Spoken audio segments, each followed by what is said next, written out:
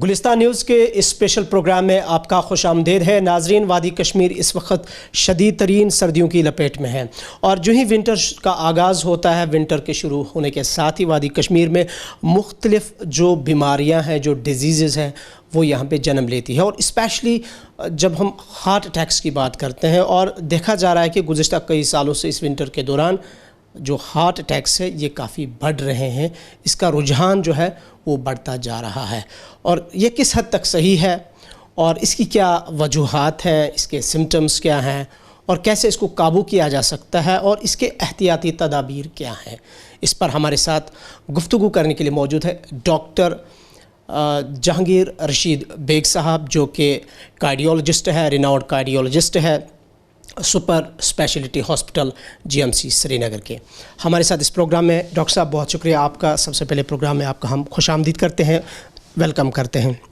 Doctor साहब, पहले आपसे जानना चाहेंगे, जब हम हार्ट अटैक्स की बात करते हैं, उमूमन कहा जाता है कि विंटर में ये राइज़ होते हैं। एंटायरली दुनिया में देखा जाए तो क्या ये रियलिटी है या एक मिथ है कि विंटर में हार्ट अटैक्स राइज़ हो रहे हैं? जी बिल्कुल। पहले तो आपका बहुत शुक्रिया, आपने एक बहुत ही संजीदा मौजू पे आज ये इंटरव्यू प्लान किया है ताकि लोगों में एक अवेयरनेस आ जाए कि हार्ट अटैक विंटर्स में क्यों होते हैं और इसके क्या एहतियाती तदाबीर हैं जिससे हम लोग इस डेडली बीमारी से बच सकें। तो जैसे आपने कहा कि विंटर्स में, मौसम सरमा में हार्ट अटैक्स की तादाद बढ़ जाती है और ये सिर्फ कश्मीर के लिए नहीं अप्लाई करता है, ये पूरी दुनिया में ये पाया जाता है कि जहाँ पर भी, जिस भी कंट्री में है, विंटर्स हार्श होते हैं। चाहे हम बात करें यूरोपियन कंट्रीज़ की, कनाडा की, सेंट्रल एशियन कंट्रीज़, रशिया वगैरह, इन सब कंट्रीज़ में ये देखा गया है कि मौसम सरमा में ओवरऑल हार्ट अटैक रेट्स जो गर्मी के मुकाबले ऑलमोस्ट दुगनी से ज़्यादा तादाद हो जाती है। और ये बिल्कुल 100% फैक्ट है, ये मिथ नहीं है और यही सच्चाई यहाँ पे भी अप्लाई करती है। कश्मीर में भी हम देखते हैं कि अगर हम मौसम सरमा की बात करें तो हार्ट अटैक्स की रेट दुगने से भी ज़्यादा हो जाती है। अगर मैं अपनी अस्पताल की बात करूँ तो आज की डेट में, आज ही हमारी जैसे इमरजेंसी थी, ऑलमोस्ट हमने 13 हार्ट अटैक पेशेंट्स आज की रात में एडमिट हुए हैं। और ये खाली एक अस्पताल की बात है जो वैली का टेरिस्ट्री केयर इंस्टीट्यूट है। यही अगर आप एक्सटेंड करें स्किम्सोरा में या पेरिफेरल में हमारे मेडिकल कॉलेजेस हैं जहाँ पे हार्ट अटैक के मरीज़ एडमिट होते हैं, तो तादाद काफ़ी बढ़ के आ जाएगी। और अगर यही हम कंपेयर करें जून जुलाई के मौसम में, तो आधे से भी कम एडमिशन्स जो हार्ट अटैक की हम देखते हैं गर्मियों में एज़ कम्पेयर टू जो सर्दियों का मौसम है। जैसे डॉक्टर साहब आपने कहा कि ये मिथ नहीं है, ये रियलिटी है। एंटायर वर्ल्ड जब हम नज़र दोहराते हैं तो विंटर्स में राइज़ होते हैं हार्ट अटैक्स। आपसे जानना चाहेंगे, जो कश्मीर में हार्ट अटैक्स राइज़ हो रहे हैं, स्पेशली अब जैसे आपने कहा कि आज रात के दौरान ही 13 पेशेंट्स आपके पास हार्ट अटैक पेशेंट्स आ चुके हैं, उनको यहाँ पे रेफ़र किया गया है।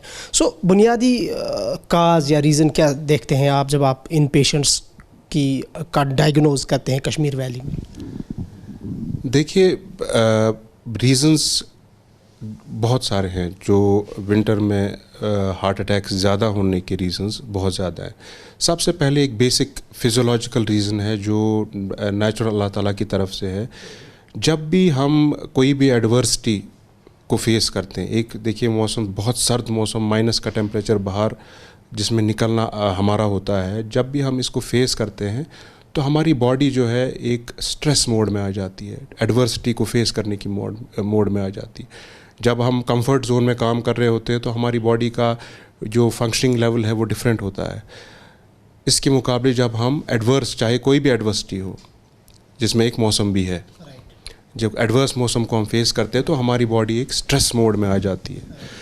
क्या स्ट्रेस होता है? देखिए, बॉडी में जब कोई भी एडवर्सिटी फेस करते हैं, हमारी नेचुरल टेंडेंसी है कि हम उसको न्यूट्रलाइज़ करें। जब बाहर से हमें बहुत ज़्यादा सर्दी फेस करनी पड़ती है तो बॉडी का, हमारी जो है, हमारा जिस्म कोशिश करता है कि हम अंदर से इतनी हीट जनरेट करें ताकि हम इस हीट को नेगेट कर सकते हैं जो बाहर की जो कोल्ड वेदर है। तो कैसे होता है ये? हमारी बॉडी को जब ज़्यादा हीट जनरेट करनी पड़ती है, उसके लिए हमें बेसिक मेटाबॉलिक रेट, जो हम बेसल मेटाबॉलिक रेट BMR जिसे कहते हैं, उसको बढ़ाना पड़ता है। उसके लिए क्या होता है, बॉडी में हर किसी ऑर्गन में खून का बहाव बढ़ाना पड़ता है, और वो सारा लोड हार्ट पे पड़ता है। हार्ट जो है मेन पंप है बॉडी का, जहाँ से खून पूरे जिस्म में जाता है। तो हार्ट पे ज़्यादा लोड आ जाता है, हार्ट को ज़्यादा पंप करना पड़ता है, दुगने से भी ज़्यादा कई बार उसको पंप करना पड़ता है, ताकि बॉडी में इतनी जो मेटाबॉलिज्म रेट हाई हो जाए कि हम इतनी हीट प्रोड्यूस करें जो बाहर के जो सर्दी है उसको न्यूट्रलाइज करने के लिए। तो ये बेसिक स्ट्रेस रिस्पॉन्स होता है बॉडी का। इसी स्ट्रेस रिस्पॉन्स के चलते जो है हमारी बॉडी में कुछ हार्मोन्स, कुछ केमिकल्स निकलते हैं जो नेचुरल स्ट्रेस रिस्पॉन्स में हाई होते हैं, जिनमें दो मेन तरह के हार्मोन्स होते हैं, जो कैटेकोलिमीन्स होते हैं जिसमें एड्रेनलिन वगैरह होता है, और कॉर्टिसोल लेवल जो स्टेरॉयड बॉडी में पैदा होता है। तो ये जो हार्मोन लेवल्स हैं ये इस विंटर में बढ़ जाती हैं। तो इन हार्मोन्स का देखा गया है कि इनका जो है एसोसिएशन है with increase heart attack rates. In hormone से क्या हो जाता है कि बॉडी में जो ब्लड है, ब्लड स्टिकी बन जाता है। हमारे जो ब्लड में क्लॉट बनाने वाली सेल्स हैं जिनको हम प्लेटलेट्स कहते हैं, वो प्लेटलेट्स एक्टिवेट हो जाती हैं इन हार्मोन्स की वजह से। तो नेचुरली जब हमारी बॉडी स्ट्रेस मोड में आ जाती है, कश्मीरी में हम कहेंगे हाई वोल्टेज जोन में हम फंक्शन करते हैं, जो नॉर्मल वोल्टेज हमारी बॉडी की विंटर में न्यूट्रलाइज करने के लिए हमें अपनी, जैसे बिजली की वोल्टेज बाहर से बढ़ानी पड़ती है विंटर में, हमारी जिस्म की भी वोल्टेज बढ़ानी पड़ती है। तो उसकी वजह से हमारा ब्लड जो है, हमारी ब्लड सेल्स जो प्लेटलेट सेल्स हैं वो स्टिकी बन जाती हैं, उनमें ऐसे केमिकल्स निकल जाते हैं कि वो क्लॉट फॉर्मेशन की जो प्रोसेस है वो एक्सेलरेट हो जाती है। तो कहीं भी अगर छोटा मोटा क्लॉट ब्लड वेसल्स में बन जाता है तो उसको एग्रीगेट होने में टाइम नहीं लगता। पूरी वेसल जो हार्ट की है या दिमाग की भी वेसल पे भी अप्लाई करता है, तो हार्ट अटैक और स्ट्रोक होने का ख़तरा ज़्यादा बन जाता है। ये तो नेचुरल रिस्पॉन्स है कोल्ड का। दूसरी कुछ एंसिलरी मैं कहूँगा रिस्क फैक्टर्स हैं विंटर में जिसकी वजह से हार्ट अटैक ज़्यादा होते हैं। पहले तो हमारी विंटर में हमारा बाहर का आना जाना कम हो जाता है। ओवरऑल हम कहेंगे आउटडोर एक्टिविटीज़ कम हो जाती हैं। एक्सरसाइज जो लोग रूटीनली गर्मियों में करते हैं उसकी लेवल्स कम हो जाती हैं, कई हद तक रुक भी जाती हैं। तो एक्सरसाइज हमारी कम हो जाती है। आउटडोर एक्टिविटी, सनलाइट एक्सपोजर जो विटामिन डी बनाने में इम्पॉर्टेंट है, सनलाइट एक्सपोजर ओवरऑल विंटर में कम हो जाता है, जिसकी वजह से हमारी बॉडी में विटामिन डी लेवल्स कम हो जाती हैं। उससे भी पाया गया है कि विटामिन डी लेवल्स कम होने की वजह से भी रिस्क हार्ट अटैक की बढ़ जाती है। तीसरी बात है, जब हम सर्दी को फेस करते हैं तो बॉडी में जो नसें हैं वो सिकुड़ जाती हैं हीट कंजर्व करने के लिए। बॉडी से हीट लॉस ना हो जाए तो ब्लड वेसल्स सिकुड़ जाती हैं, जिसको हम वैसो कंस्ट्रिक्शन कहते हैं। तो जो वैसो कंस्ट्रिक्शन है इसकी वजह से हमारा ब्लड प्रेशर बढ़ जाता है। तो ब्लड प्रेशर जैसे बढ़ता है उसकी वजह से भी हमारी हार्ट पे लोड बढ़ जाता है, और उसकी वजह से भी कई बार हार्ट अटैक के प्रेसिपिटेशन हो सकती है। चौथी बात, विंटर्स में जो ऑलरेडी जैसे स्मोकर्स हैं उनकी स्मोकिंग की क्वांटिटी विंटर में बढ़ जाती है। ये भी एक नेचुरल फिनोमेना दुनिया भर में पाया जाता है। जहाँ पे भी स्मोकिंग प्रेवलेंट है उनमें जो विंटर में है स्मोकिंग रेट बढ़ जाती है। पॉसिबली इसका एग्जैक्ट रीज़न नहीं पता है, लेकिन पॉसिबली लोगों को लगता है कि स्मोकिंग करने से हमारे अंदर हीट जनरेट हो जाएगी, कोई गर्म चीज़ ले रहे हैं तो उसकी वजह से हीट जनरेट हो जाती है। या स्ट्रेस को नेगेट करें, जो विंटर की वजह से, जैसे मैंने आपको बोला कि स्ट्रेस मोड में बॉडी आ जाती है, उस स्ट्रेस को नेगेट करने के लिए जो एक फॉल्स परसेप्शन है कि स्मोकिंग की वजह से स्ट्रेस कम हो जाता है, उसके लिए लोग स्मोक करते हैं। तो स्मोकिंग की जो क्वांटिटी है वो बढ़ जाती है लोगों में। पांचवी चीज़ है, हमारी डाइट में कुछ चेंजेस आ जाती हैं विंटर में नेचुरली तलब आती है, जैसे हम कुछ गर्म खाना खाने की, बॉडी में गर्मी करने के लिए हमें गर्म खाना खाने की तलब होती है।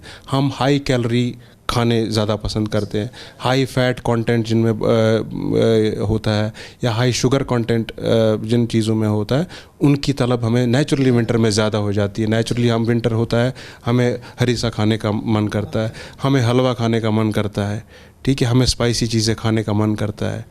जो खाने की जो तादाद है वो भी बढ़ जाती है। जितना हम समर में खाते हैं भूख नहीं होती, सर्दी में भूख बढ़ जाती है क्योंकि हमें बॉडी का मेटाबॉलिज्म हाई रखना है। तो हमारा नेचुरल फ्रूट्स, वेजिटेबल्स, सर्द चीज़ें जिनको हम बोलते हैं, सब्जी है, फ्रूट्स हैं, उनसे हमारा ध्यान हट जाता है। हमारा टेंडेंसी रहती है कि हम हाई कैलोरी फूड्स जो हार्ट के लिए मुफीद नहीं है, जिनकी वजह से हार्ट अटैक की रिस्क बढ़ सकती है। स्ट्रेस, मैंने बोला विंटर में नेचुरली स्ट्रेस लेवल्स बढ़ जाती हैं। मौसम की वजह से भी ओवरऑल हम देखते हैं कि साइकोलॉजिकल स्ट्रेस जो है, एक तो पहले मैंने फिजियोलॉजिकल स्ट्रेस की बात की जिसमें हमने बॉडी वर्क ज़्यादा बढ़ता है, लेकिन दिमाग में भी सर्द मौसम की वजह से, अबरालूद मौसम देखने से, सर्दी का फेस करने से दिमाग पे भी असर आता है। दिमाग में भी स्ट्रेस लेवल्स हाई हो जाती हैं, और ये जो दिमागी स्ट्रेस है, दिमागी स्ट्रेस से भी कई बार हम देखते हैं कि हार्ट अटैक की रिस्क भी बढ़ जाती है, और हार्ट अटैक आने के चांसेस, अचानक हार्ट अटैक आने के चांसेस भी स्ट्रेस से ज़्यादा हो जाता है। डॉक्टर साहब, एक चीज़ जानना चाहेंगे आपसे कि जो ब्लड प्रेशर जिनका ज़्यादा होता है, उन पेशेंट्स का हमने देखा है कि स्ट्रोक भी उनमें आता है, और वही पेशेंट ज़्यादा हार्ट अटैक का शिकार बन जाते हैं। उसके बारे में बताएं कि कैसे वो पेशेंट्स, उनके सिम्टम्स क्या होते हैं, या वो लोग, आम लोग जिनको हार्ट अटैक का ख़तरा होता है, और हार्ट अटैक आने से पहले वो कैसे खुद को ये समझे कि उनमें हार्ट अटैक की अलामत ज़ाहिर हो रही है, ताकि वो जल्दी ही डॉक्टर साहब के पास जाएं, खुद को रिकमेंड करें। देखिए, किसी भी सिम्टम को एनालाइज करने के लिए हमें बैकग्राउंड जो रिस्क है पेशेंट की, वो पता होनी चाहिए। अगर किसी को रिस्क फैक्टर्स हैं, देखिए रिस्क फैक्टर्स हार्ट अटैक और स्ट्रोक की कॉमन है। दोनों जो हैं, इनको हम वैस्कुलर कार्डियोवैस्कुलर डिजीज़ कहते हैं, जो बेसिकली नसों की प्रॉब्लम है। नसों में बेसिकली चर्बी जम जाती है, चर्बी चढ़ती, नसों की जो दीवारें होती है उस पर चढ़ जाती है, दिमाग की हो, हार्ट की हो, उसमें अचानक कभी कोई उसमें क्लॉट बन जाते हैं, और क्लॉट की वजह से नस ब्लॉक हो जाती है, जिसकी अगर हार्ट की नस ब्लॉक हो गई तो हार्ट अटैक आ जाता है, अगर दिमाग की नस ब्लॉक हो गई तो स्ट्रोक हो जाता है। तो बेसिकली कार्डियोवैस्कुलर डिजीज़ का ही स्पेक्ट्रम है। तो इसमें कई सारे रिस्क फैक्टर्स है, जैसे कहा आपने, हाइपरटेंशन भी एक ज़रूरी रिस्क फैक्टर है। हाइपरटेंशन के अलावा जैसे हमने स्मोकिंग का जिक्र किया, डाइट का जिक्र किया, high cholesterol levels, diabetes, sedentary lifestyle, जो हम बैठे रहते हैं ज़्यादातर, जो काफ़ी आम हो चुका है अब, एक्टिविटी कम हो गई, बैठना ज़्यादा हो गया। तो ये कुछ रिस्क फैक्टर्स हैं। अगर हम ये रिस्क फैक्टर्स किसी पेशेंट में ऑलरेडी हैं, ये रिस्क फैक्टर्स, इनके अलावा कुछ नॉन मॉडिफाइबल रिस्क फैक्टर, इनको हम कहते हैं मॉडिफाइड रिस्क फैक्टर। कुछ नॉन मॉडिफाइबल रिस्क फैक्टर्स है, जैसे एल्डरली एज है, एज 60-65 के बाद हार्ट अटैक की रिस्क बढ़ जाती है। मर्दों में बनिस्बत के औरतों में रिस्क हार्ट अटैक की आने की ज़्यादा होती है। जेनेटिक, अगर फैमिली हिस्ट्री है किसी की हार्ट अटैक, किसी की फैमिली में हार्ट अटैक ज़्यादा आते हैं, तो कुछ जेनेटिक प्रॉब्लम है जिसकी वजह से हार्ट अटैक कुछ लोगों में ज़्यादा पाए जाते हैं। इनको हम मॉडिफाई नहीं कर सकते हैं। कुछ, जैसे मैंने कहा, स्मोकिंग, हाइपरटेंशन, डायबिटीज़, लाइफस्टाइल, अपना सेडेंटरी खाने की आदतें, ये कुछ हैं जो मॉडिफाइबल रिस्क फैक्टर्स हैं।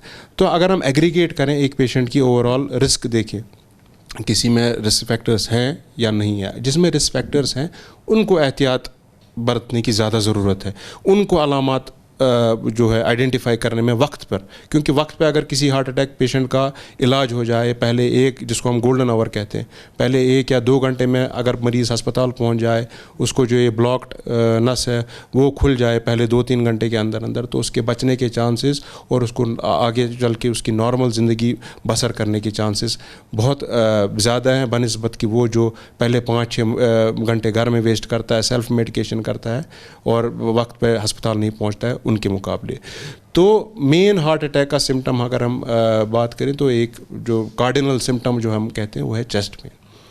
तो हार्ट की चेस्ट पेन वो आइडेंटिफाई करने की ज़रूरत है। हार्ट की चेस्ट पेन मोस्टली जो है हार्ट सीने के सेंटर में होती है, सीने के सेंटर या थोड़ा सा लेफ़्ट साइड में होती है, और ये जो चेस्ट पेन है वो कंप्रेसिव चेस्ट पेन होती है, जैसे लगता है किसी हाथी ने आपके सीने पे पैर रख दिया। यूँ समझे कि जो यहाँ पे हमारा चेस्ट है इसके नीचे से एक पेन सी फील होती है। हर किसी में पेन नहीं होती, लेकिन पेन जो है कार्डिनल सिम्टम है, और ये पेन की क्वालिटी बहुत इंपॉर्टेंट है। किस तरह, बहुत तरह की पेन होती है। कोई कहेगा मुझे कील जैसे चुभती है, वो कील चुभना हार्ट की पेन नहीं होती है। कोई बोलता है मुझे सांस लेने से लगती है, वो हार्ट की पेन नहीं होती। जो हार्ट की पेन होती है वो लगता है कि वज़न है सीने पे, कोई लगता है चीर रहा है आपने, जैसे हम तौलिया चीरते हैं ना, जैसे तौलिया चीर के उसको जैसा पेन होता होगा वैसा ही पेन अंदर हार्ट में होता है। या किसी हाथी ने आपके, जो हम मेडिकल टर्म्स कहते हैं elephants leg on your chest, अगर हाथी का जैसे पैर लग गया आपके ऊपर कैसी पेन होगी, वो पेन होती है हार्ट की। और वही पेन सीने से लेकर दाएं बाएं भी जा सकती है, ख़ासकर आपकी लेफ़्ट बाजू में, नेक में, जॉ के नीचे नीचे, म्यादे के तरफ भी जा सकती है। तो ये हार्ट पेन जो चेस्ट पेन है ये सबसे जो है कार्डिनल सिम्टम है, सबसे आम सिम्टम है। हर किसी में नहीं होती है, कुछ पेशेंट्स इसको डिस्क्रिप्शन हर किसी को समझ नहीं आता ये पेन। किसी को दम जैसा लगता है, कोई बोलता है मुझे सफोकेशन जैसी, सांस नहीं आ रही है। वो भी कुछ खासकर जो हम डायबिटिक पेशेंट देखते हैं जिनमें नर्व्स की प्रॉब्लम होती है, वो परसीव नहीं कर पाती उनकी नर्व्स पेन। उनको पेन की जगह परसीव होता है हमें दम हो रहा है। उनको कुछ पेशेंट्स पेन को एस्क्राइब करते हैं इंडाइजेशन, बदहज़मी भी खासकर डायबिटिक्स में या एल्डरली पेशेंट में, जिनको इतनी समझ नहीं है कि पेन को हम डिस्क्राइब कैसे कर सकें, क्योंकि ये नॉर्मल पेन नहीं है जैसे आप कहीं कुछ चुबाएं वैसी पेन नहीं है, ये अलग तरह की पेन है। कुछ इसको परसीव करते हैं पेन, कुछ परसीव करते हैं दम सफोकेशन, कुछ परसीव करते हैं इंडाइजेशन, ठीक है। तो अलग अलग तरीके, तो मेन कार्डिनल सिम्टम है। अगर आपके अंदर रिस्क फैक्टर्स हैं, आपकी एज है, आपके स्मोकर हैं, आप डायबिटिक हैं, आपका कोलेस्ट्रॉल लेवल हाई है, आप हाइपरटेंसिव हैं और आपको इस तरह की पेन हो, तो आपको अलर्ट होना चाहिए कि हार्ट अटैक हो सकता है। अच्छा डॉक्टर साहब, जो इस पेन की आपने बात की, अब सब लोग तो टाउन और शहर में तो नहीं रहते हैं। अब जो दूर दराज इलाके हैं या टाउन या शहर के ही वो लोग जो हॉस्पिटल तक पहुंचने में उनको वक्त लगेगा, उस वक्त इमीडिएटली वो क्या कर सकते हैं ताकि वो इस पेन से भी बच सके, हार्ट अटैक से बचे, सो दैट वो जब तक वो हॉस्पिटल पहुंचे तब तक वो हार्ट अटैक से महफूज? देखिए अगर पेन, देखिए पहले डायग्नोस करना बहुत इंपॉर्टेंट है। सेल्फ मेडिकेशन से ज़्यादा डायग्नोसिस इंपॉर्टेंट है।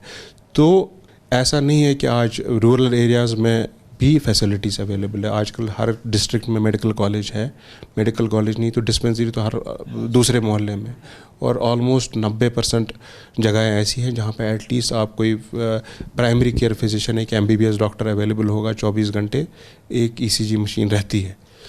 तो सबसे जो आप इसको अहम स्टेप इसमें कहेंगे कि आप हेल्प जल्दी सीख कीजिए। आपको अगर ऐसे जैसे मैंने डिस्क्राइब किया कि ये सिम्टम है, आपकी रिस्क है, तो आप जल्द से जल्द फौरी तौर पे कहीं नज़दीक से नज़दीक, आप चाहे डिस्पेंसरी हो, चाहे प्राइमरी हेल्थ सेंटर हो, चाहे हॉस्पिटल हो, प्राइवेट हॉस्पिटल हो, गवर्नमेंट हॉस्पिटल हो, जो भी हो, आप वहाँ पे जाके एक फिजिशियन से मिलिए, एक कम से कम एक ECG करवा लीजिए। जो सबसे अर्लीस्ट चेंज हार्ट अटैक की आती हैं वो ECG पे पता चल जाती है कि ECG है। एक तो हिस्ट्री इंपॉर्टेंट है, किस तरह का पेन है, और दूसरा जो इम्पोर्टेंट जो इन्वेस्टिगेशन जिससे पता चलता है कि हार्ट अटैक है या नहीं, वो एक ECG है।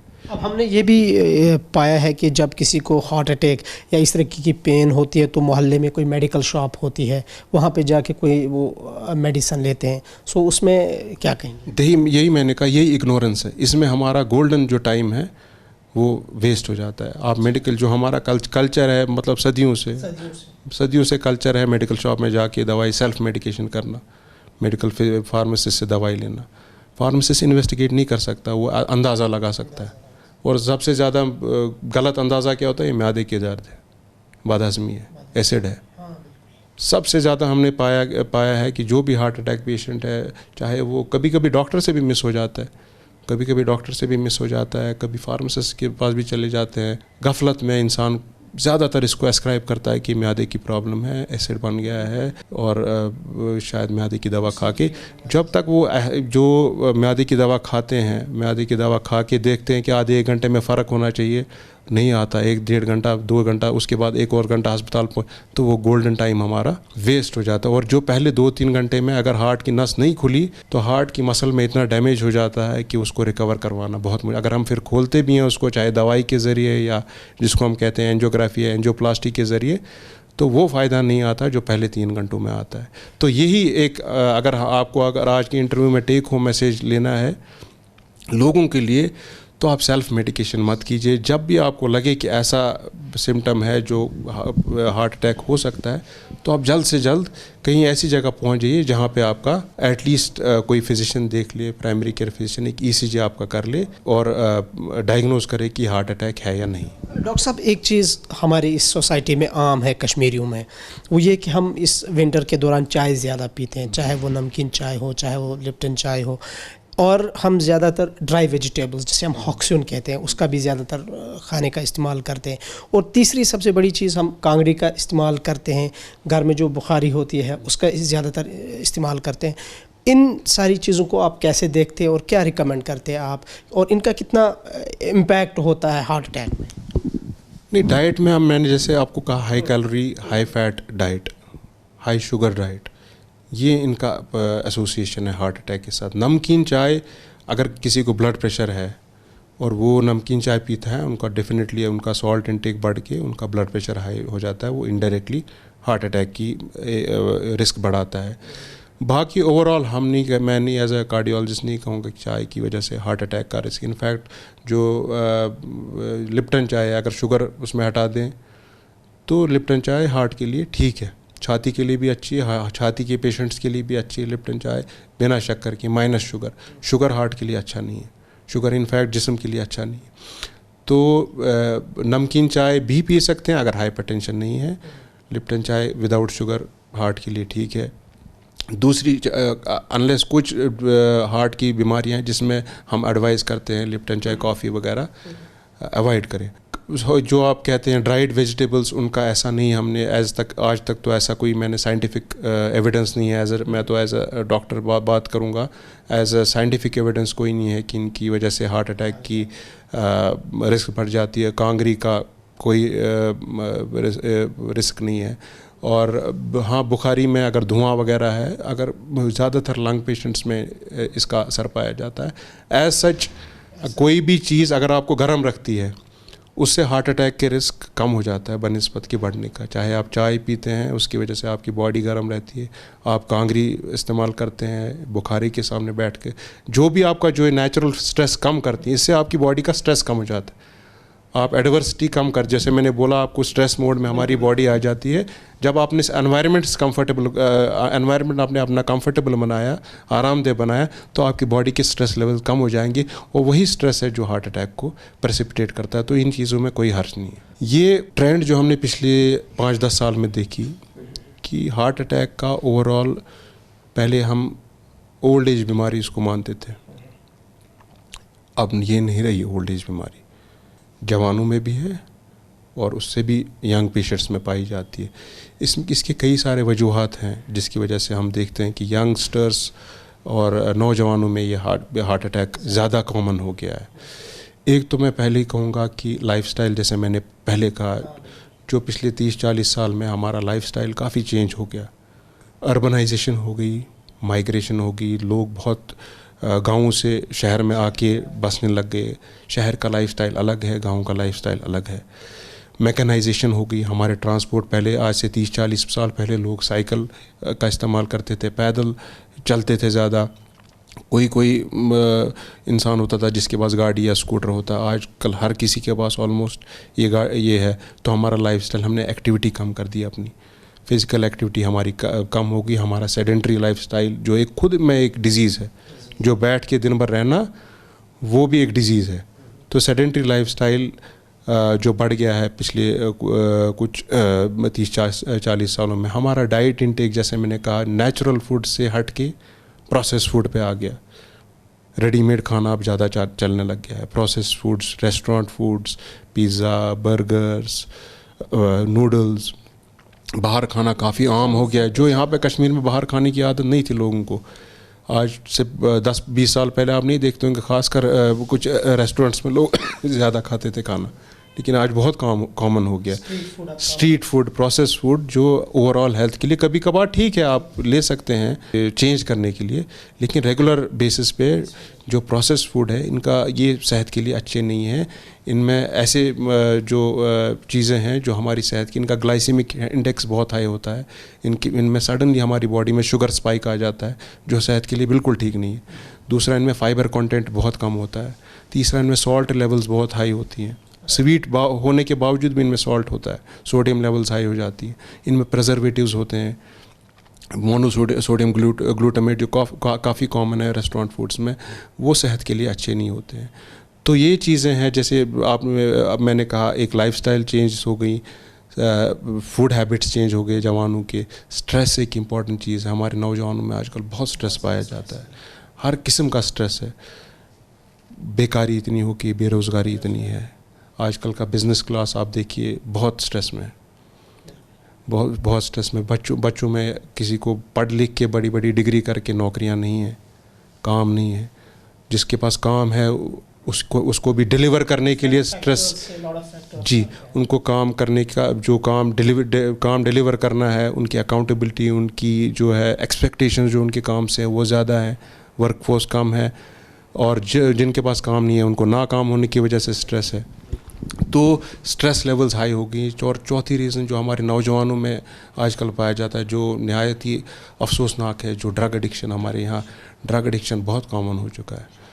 हमने पिछले 5-10 साल में देखा है कि स्कूल लेवल से लेके कॉलेज लेवल्स तक हमने देखा है बहुत ज़्यादा कॉमन आम हो गया ड्रग एडिक्शन। जो हमारी जो आने वाली नस्ल है उसको तबाह हो रही है, उसका कोई इलाज नहीं है, और अनलेस हम कुछ ड्रास्टिक स्टेप्स लें। This is very unfortunate part of हमारी सोसाइटी का है। डॉक्टर साहब, आखिर पर आपकी मैसेज हमारे व्यूवर्स के लिए, जैसे हम राइजिंग हार्ट अटैक्स की बात कर रहे हैं। मैसेज ये रहेगी कि 2-3 चीज़ें आप ध्यान रखें। अगर आपके अंदर हार्ट अटैक के रिस्क फैक्टर्स हैं, जैसे मैंने कहा आप डायबिटिक हैं, आप स्मोकर हैं, आप का हाई कोलेस्ट्रॉल लेवल्स हैं, आपको हाइपरटेंशन है, जो इन रिस्क फैक्टर्स जिनको हम मॉडिफाइबल रिस्क फैक्टर, जो आपके हाथ में मॉडिफाई करना, ये आप मॉडिफाई कीजिए। स्मोकिंग बंद कर लीजिए, अपना लाइफस्टाइल एक्टिव बनाइए, एक्सरसाइज कीजिए, और आप अपनी डाइट पे ख्याल रखिए। नेचुरल खाना ज़्यादा, घर का पका हुआ खाना ज़्यादा खाएं बनिस्बत की बाहर का खाना। आप अपना स्ट्रेस लेवल कम करने की तदाबीर ढूंढें।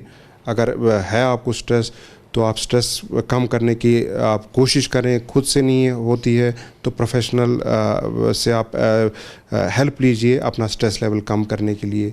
दूसरी चीज़, जैसे मैंने आपको कहा, अगर आप में सिम्टम्स अलामात हैं हार्ट अटैक की, जिसमें सबसे ज़्यादा जो है कॉमन वो है चेस्ट पेन। अगर आपको ऐसी कोई सिम्टम आते हैं तो आप फ़ौरन कहीं जल्द से जल्द कहीं अस्पताल या डॉक्टर के पास जाएं, जहां आपका फौरी तौर एटलीस्ट डायग्नोसिस आपका हो जाए, जिसकी वजह से आप अगर हार्ट अटैक खुदा ना खास्ता है वो डायग्नोस हो जाए, उसका वक्त पे इलाज हो जाए और आप ठीक हो जाएं। और तीसरी चीज़ है कि हमें, जैसे मैंने आपसे ऑलरेडी कहा, कि जो हमारी जो ड्रग एडिक्शन और स्मोकिंग की तरफ रुझान है वो कम हो जाए। उसमें हमारा एज डॉक्टर्स हमारा भी रोल है, एज आपका एज मीडिया हाउसेस आपका भी रोल है।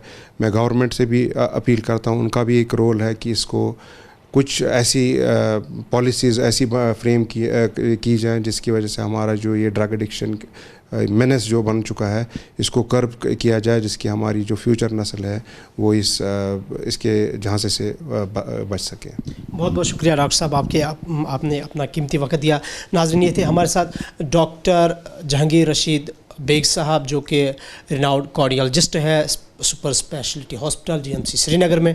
और आज इन्होंने हमसे बात की जिस तरह से हार्ट अटैक्स राइज़ हो रहे हैं विंटर के दौरान, और एक अच्छी मैसेज भी इन्होंने दी आखिर पर कि इन वजूहात क्या हैं, क्या करने की ज़रूरत है, एहतियाती तदाबीर क्या है। और बड़ा अनफॉर्चुनेट पार्ट इसमें यह है कि जिस तरह से डॉक्टर साहब ने कहा कि नौजवान जो है वो ड्रग्स में मुब्तला हो रहे हैं और हमारी नस्लें तबाह हो रही है, जिस पे सरकार को भी और हमें भी कलेक्टिवली सामने आना है ताकि हम इस ड्रग मेनेस से अपनी सोसाइटी को नजात दिला सकें।